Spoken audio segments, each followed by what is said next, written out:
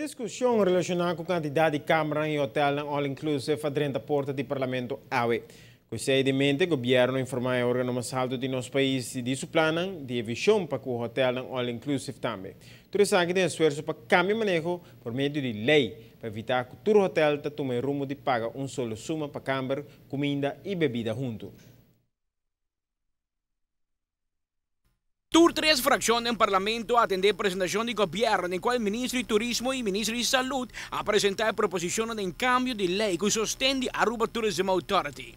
E AWE, nós estamos satisfeitos, caminho com nós para a boa informação de ministro, que nós temos informação para o nosso canal, bisa oficial, maneira que nós a AWE. E me queira está correto e na seu lugar, para nós a uma reunião também de Comissão de Turismo, também combinar com a Comissão de Finanças e Economia, por motivo que nós estamos o impacto também que tem uma entrada de tanto hotel all inclusive assim não.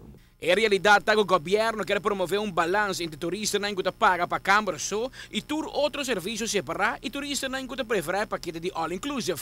El balance ahorra más o menos 70% del sistema tradicional y 30% de cámara que está all inclusive.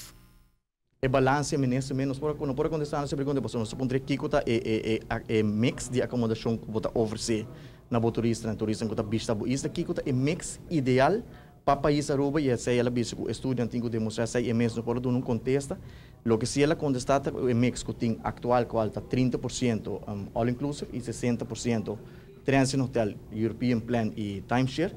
E com a venda de Grupo Rio na Radisson, ele vira 40% all-inclusive e 60% European Hotel e Transit, qual está diferenciado de Caribe, sim, porque no Caribe atualmente está 70% all-inclusive e 30% EP e Timeshare de Transit Hotel.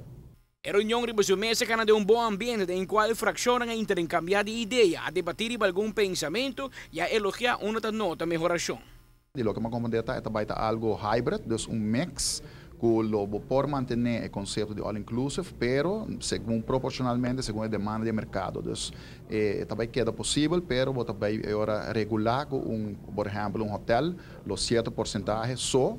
Ministra diz que não sabe porcentagem ainda, por exemplo, ela menciona algo de 60-40, que por vir com mix agora dentro da área que não. Então, é uma discussão andando, mas nós, em todo caso, a escuta do povo e a síntese da comunidade, que, em verdade, a comunidade quer pensar que vai regulamentar, para sobre, no final do dia, nós depender grandemente, quase totalmente do turismo, e hecho está que o conceito de all inclusive, de certa forma, está tendo renda dentro do hotel, e agora, indiretamente, a empresa na do hotel não está a benefício de gastar aqui.